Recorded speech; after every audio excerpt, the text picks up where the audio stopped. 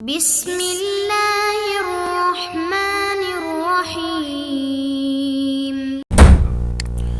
اعوذ باللہ من الشیطان الرجیم، بسم اللہ الرحمن الرحیم۔ مقاصد سوم، کتاب البیع، سبق نمبر 50۔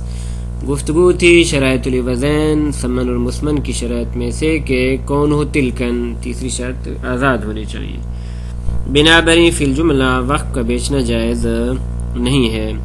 تو آج کے سبق میں ہم ابھی تک جناب شیخ انصاری رحمۃ اللہ علیہ کی جو نظر نہائی ہے اس کے بارے میں گفتگو ہے کہ اقوال فقہا کے بعد انہوں نے اپنی تحقیق اس طریقے سے ذکر فرمائی کہ وقف کی دو قسمیں ہیں، وقف محبت اور وقف منقطع۔ پھر وقف محبت کی دو قسمیں ہیں، ایک دفعہ وقف بصورت تملیکی ہے اور ایک دفعہ غیر تملیکی ہے۔ تو دونوں قسموں کے احکام انہوں نے بیان کیے کہ وقف تملیکی کو بیچنا جائز ہے جبکہ وقف غیر تملیکی کا بیچنا جائز نہیں ہے۔ اس کے بعد عین موقوفہ اور آلات کے حکم بیع کے بارے میں فرق بیان ہوا کہ عین موقوفہ کا بیچنا جائز نہیں جبکہ آلات کے احکام مختلف ہیں۔ جی ہاں، اس کے بعد آخری جو مسئلہ جو آج ذکر کریں گے وہ یہ ہے کہ عین موقوفہ کے اطلاف کی صورت میں آیا انسان ضامن ہے یا ضامنی؟ دو قول ہیں۔ جناب محقق تستری رحمۃ اللہ علیہ وہ فرماتے ہیں کہ ضامن نہیں ہے، جبکہ جناب شیخ انصاری رحمۃ اللہ علیہ وہ کہتے ہیں کہ ضامن ہے۔ نعم ما ذکرنا لا یجری فی الجز المنکسر من جذوع المسجد۔ پچھلے درس میں ذکر ہوا کہ اگر حصیر مسجد اس کو اگر بیچنا چاہیں تو اس کی دو صورتیں بنائی تھی انہوں نے۔ ایک دفعہ یہ کہ اسی مسجد کے اموال سے خریدی گئی ہے، اس کا بیچنا جائز ہے، اور ایک دفعہ نہ باہر سے کسی نے حصیر خریدی اور آ کے مسجد میں بطور وقف رکھ دی تو اس کا بیچنا جائز نہیں، مگر یہ کہ وہ بہت فرسودہ ہو چکی ہے۔ تو فرماتے یہ جو حکم ہم نے پہلے ذکر کیا ہے کہ حصیر مسجد کا بیچنا جائز ہے، یہ احکام جاری نہیں ہوں گے فی الجز المنکسر من جذوع المسجد، مسجد کے جزو میں سے، تنو میں سے، شہتیروں میں سے، یعنی اجزاء مسجد میں سے۔ جز سے یا مراد شہتیر ہے، شہتیر کی جو سقف کے لیے استعمال ہوتا ہے، تو پس یہ کیا ہے؟ اجزاء مسجد میں سے کہ التی ہے من اجزاء البنیان، کہ جو مسجد کی بنیادوں میں سے ہے، لذا اس کا بیچنا جائز نہیں ہے۔ البتہ ان المحکی ان العلامہ وولدہ والشہیدین والمحقق الثانی جواز بیعہ، جناب علامہ رحمۃ اللہ علیہ اور ان کے بیٹے فخر المحققین اور جناب شہید ثانی جناب محقق ثانی صاحب جامع المقاصد، ان کے قول کو حکایت کیے گیا کہ یہ فرماتے ہیں اس کا بیچنا جائز ہے، جز منکسر کا بیچنا جائز ہے، اگرچہ وَإِنْ اخْتَلَفُوا فِي تَقْیِیدِ الْحُکْمِ وَإِطْلَاقِهِ، اگرچہ ان کا اس بات میں اختلاف ہے کہ اس جزء منکسر کا بیچنا کس صورت میں جائز ہے، تو بعض نے حکم کو مقید کیا ہے، بعض نے مطلق چھوڑ دیا ہے۔ حکم کو مقید بے ہی معنی کہ اب یہ استعمال کے قابل نہیں تو بیچنا جائز ہے، اور مطلق یہ کہ نہ چاہے اس مسجد میں اس کو مزید کام آ سکتا ہو یا کام نہ آ سکتا، اس کو بیچنا جائز ہے، کم آ سکتا جی، اس کی تفصیل آگے آ جائے گی۔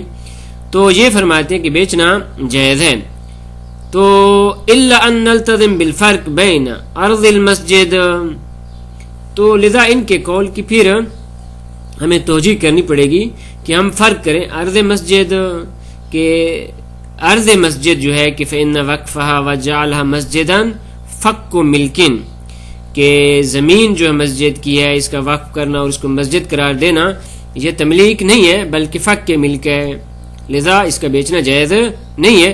بخلاف ما عداها من اجزاء البنیان، بخلاف اس کے کہ جو اس کے اجزاء ہیں کالاخشاب لکڑیاں والاحجار اور پتھر وغیرہ، کہ فإنها تصير ملکا للمسلمین، یہ مسلمانوں کی ملکیت بن جاتی ہے، اس کا بیچنا جائز ہے۔ تو ہمیں اس توجیہ کی ضرورت پڑے گی، تب جا کے ہم ان کے اس فتویٰ کو قبول کر سکتے ہیں۔ فتعمل وکیف کان، خلاصہ جیسا بھی ہو، فالحکم فی ارض المسجد، ارض مسجد میں حکم ما خروج عن الانتفاع بها راسا، اس صورت میں کہ جب یہ مسجد اس انتفاع سے بالکل خارج ہو چکی ہے، جیسا کہ مثال پہلے نے ذکر کی تھی کہ وہ اصلا کریہ ختم ہو چکا ہے، لہذا وہاں پہ کوئی نماز پڑھنے والا نہیں، لہذا اسے انتفاع خارج ہے۔ راسن وہ کیا ہے؟ عرض مسجد حکم کیا ہے؟ ہوا ابقاؤہا کہ مسجد کو باقی رکھیں، اس کو بیچ نہیں سکتے، البتہ اس کے جو منافع ہیں ان میں آپ تصرف کریں، جیسا کہ شیخ کاشف الغطاء کا نظریہ تھا کہ انہوں نے فرمایا تھا کہ آپ اس کو دے سکتے ہیں آگے بطور زراعت، اس جگہ کو آپ دے دیں، لہذا تصرف کر سکتے اس کے منافع میں۔ اور بعض کہتے ہیں نہیں، ان کے منافع میں تصرف نہیں کر سکتے، لہذا کہتے ہیں نمبر 1 مع التصرف فی منافعہ، اس کے منافع میں تصرف کرتے ہوئے، کما تقدم عن بعض الاساتین، جیسا کہ شیخ کاشف الغطاء کا یہ قول پہلے نقل ہو چکا، او بدون ہی، یا بدون منافع کے اس حکم کے ابقاء ہوا، یعنی نہیں بیچ سکتے۔ واما اجزاء المسجد قد جزوء سقفه وعاجره من حائطه المنهدم، اما جو اس کے اجزاء ہیں، مثلا اس کی چھت کی جو جزو اور شاہتیر ہیں اور جو اٹے وغیرہ ہیں، اس کی اس دیوار کی کہ جو گر چکی ہے، تو اس میں فمال مصلحت فی صرف عینہا فی ہے، تو اگر مصلحت اس میں ہے کہ عین ان اجزاء کو اسی مسجد میں استعمال کیا جائے تعینہ، تو واجب ہے کسی مسجد میں ہی استعمال کریں، اس مسجد سے باہر آپ نہیں لے جا سکتے تعینہ۔ کیوں؟ لأن مقتضى وجوب ابقاء الوقف و اجزاء الوقف على حسب ما يوقفها اهلها، وجوب ابقاء جزءا للمسجد، کیونکہ ابقاء وقف اور اجزاء وقف کے ابقاء کے وجوب کا تقاضا یہ ہے کہ اس کو اسی حالت پہ، اسی طریقے پہ باقی رکھنا چاہیے کہ جس طریقے پہ اس کو وقف کیا گیا ہے، کہ بطور مسجد یہ اس میں استعمال ہوں، بنابر اسی مسجد میں استعمال کرنا چاہیے۔ لیکن لا یجب صرف المال، لیکن واجب نہیں کہ مال کو خرچ کیا جائے من المکلف، مکلف کی جانب سے، لمعونۃ المسجد، بل یصرف من مال المسجد، جی یعنی ایسا نہیں کہ پھر مکلف سے کہا جائے آپ کو کچھ پیسے دے دیں تاکہ اس کی تعمیر میں اعانت ہو، نہ، بلکہ اس کی تعمیر کے لیے باقی جو اموال ہیں وہ مال مسجد سے خرچ کیے جائیں گے یا بیت المال سے خرچ کیے جائیں گے۔ تو یہ دوسری صورت میں تھا کہ جب مصلحت ہو کہ اس کو اسی مسجد میں استعمال کیا جائے۔ وَإِن لَمْ يَكُنْ مَصْلِحَةٌ فِي رَدِّهِ جُزْءًا لِلْمَسْجِدِ، اگر اس کو اسی مسجد کے جزء قرار دینے میں مصلحت نہیں ہے تو پھر وہی دو قول ہیں، فَبِنَاءً عَلَى مَا تَقَدَّمَ، بنا بر اس قول کے جو گزر چکا ہے کہ ان الوقف فی المسجد وَأَضْرَابِ الْمَسْجِدِ فَكُّ مِلْكٍ، کہ مسجد اور اضراب مسجد میں فق کیا ہے، وقف کیا ہے، فق کے ملک ہے نہ کہ تملیک ہے، تو لم یجوز بیعہ، تو پھر اس کا بیچنا جائز نہیں ہے۔ کیوں؟ لفرض عدم الملک، کیونکہ فرض یہ ہے کہ ملکیت نہیں ہے اور وقف ملکیت میں ہوتا ہے۔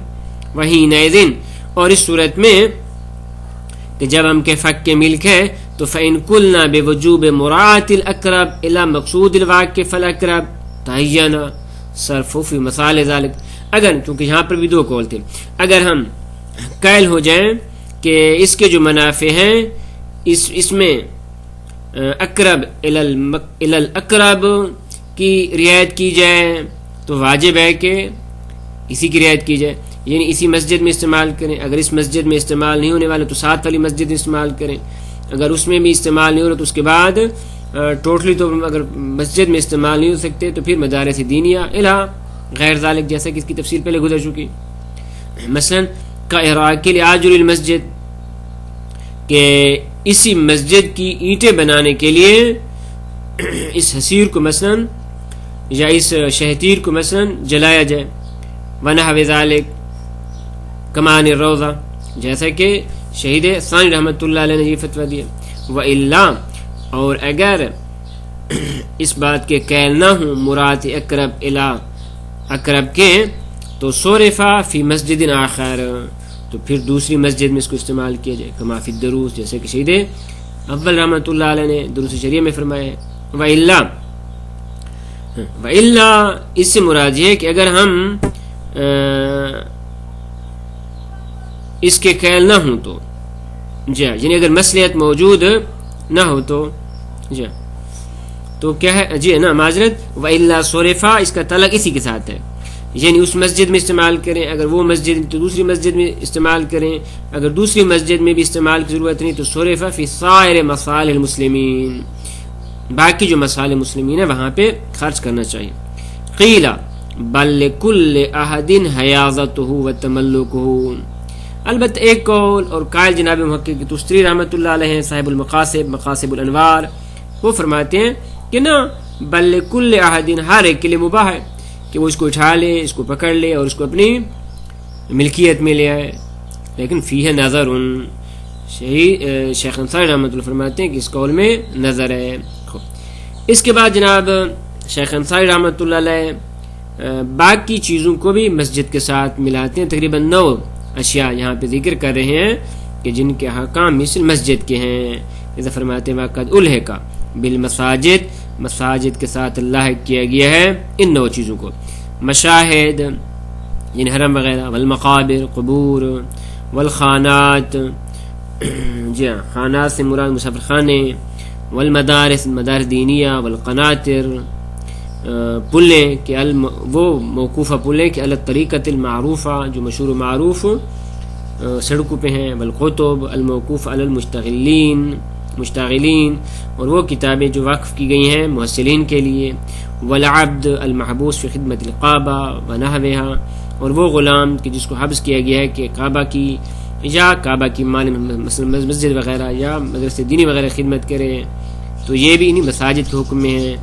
والاشجار الموقوفہ لانتفاع المارا اور وہ درخت کے جن کو وقف کیا گیا ہے تاکہ گزرنے والے سے نفع حاصل کریں، والبواری الموضوع لصلاۃ المصلین اور وہ چٹائیاں قالین وغیرہ کہ جو نمازیوں کی نماز کے لیے بنائی گئی ہیں، غیر ذالک اور ان کے علاوہ بھی کہ مما قصد بے وقفہ الانتفاع العام لجمیع الناس وہ چیزیں کہ جن کو وقف کیا گیا ہے اس بنیاد پہ کہ ان کا نفع عمومی ہے تمام لوگوں کے لیے یا مسلمین کے لیے، ونحوہم من غیر المحصورین یا ان کے علاوہ وہ افراد کے جو محصور نہیں ہیں.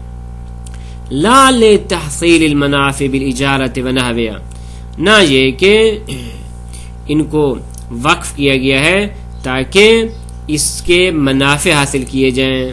کس طرح؟ بالاجارہ کہ مثلا اس زمین کو بطور اجرت دیا جائے، کسی کو کرائے پہ دیا جائے اور اس کا جو کرایہ ہو وہ استعمال کیا جائے، ونحوہا اس قسم کا کہ منافع حاصل کر کے صرفیا فی مصارفیا پھر ان کو انہی میں صرف کیا جائے، کما فی الحمامات جس طرح حمامات والدقاقین ونحوہا مسجد کے لیے حمام بنایا گیا ہے، مسجد کے لیے دکانیں بنائی گئی ہیں تاکہ ان سے استفاع حاصل کر کے ان کا جو منافع ہے اجرت وغیرہ کرایہ وغیرہ یہ پھر مصارف مسجد میں خرچ کیا جائے.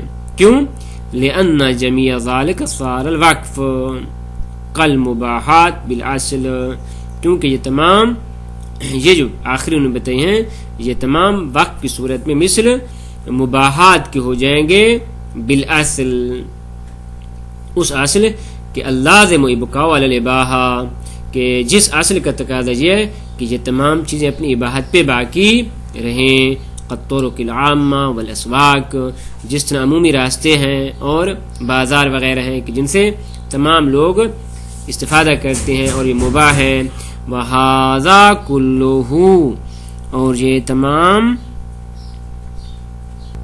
وہذا کلہ حسن شیخ انصاری رحمۃ اللہ علیہ فرماتے ہیں یہ تمام جو ہم نے الحاقات بیان کی ہیں اور ان کا احکام بیان کیے ہیں یہ سارے کے سارے صحیح اور حسن ہیں بشرطے کہ ہم یہ کہیں کہ ان تمام میں جو وقف ہے وہ فق کے ملکیت ہے نہ کہ تملیکی ہے. علی تقدیر کون الوقف فیہا ان تمام موارد میں جو ہم نے بیان کیے ہیں ان میں وقف بصورت فق کے ملک ہے، ملکیت کے ختم کرنے، لا تملیکی نہ کہ آگے ملکیت قرار دیا جا رہا ہے. خود آخری مسئلہ یہاں پہ جو پیش کر رہے ہیں وہ یہ ہے کہ اگر ولو اتلفا شیئا من هذه الموقوفات اگر اصل موقوفات میں کوئی چیز تلف کر دے کوئی آدمی، او اجزائها یا موقوفات کے اجزاء میں سے متلفن کوئی شخص ان عین میں یا اجزاء عین میں کو تلف کر دے تو آیا وہ متلف ضامن ہوگا یا ضامن نہیں ہوگا؟ ففی الزمان وجہان، دو وجہ ہیں. نمبر 1 ضامن ہوگا. اس کی دلیل من عموم علی الجد، کیونکہ یہ قاعدہ عمومی ہے کہ علی الجد ماخذ حتی تودی، قاعدہ جد کی بنیاد پہ یہ ضامن ہوگا. لذا جب ضامن ہوگا تو وہ چیز تو تلف ہو گئی، اسے قیمت لے کے کیا کیا جائے گا؟ فرماتے اس کی بدل میں، اس موقوفہ چیز کے بدل میں قیمت کو خرچ کیا جائے گا، بدلے میں کوئی چیز خریدی جائے گی. فیجب صرف قیمتہ فی بدلہ. اور دوسری وجہ یہ ہے کہ نا ضامن نہیں. وہ کیوں؟ ومن ان ما یطلب بقیمت یطلب بمنافع. وہ یہ قاعدہ ہے کہ بھئی اگر اس کا منافع کا مطالبہ صحیح ہے تو پھر ضامن ہے، اگر اس کے منافع کا مطالبہ نہیں تو اس کی قیمت بھی صحیح نہیں. اور یہاں ہم یہ دیکھتے ہیں، اور پہلے بیان بھی ہو چکا، کہ اس کے منافع کا مطالبہ نہیں ہو سکتا. تو جب منافع کا مطالبہ نہیں ہو سکتا تو پس عین کا مطالبہ یا عین کی قیمت کا مطالبہ آپ کیسے کر سکتے ہیں؟ لذا ضامن نہیں ہے.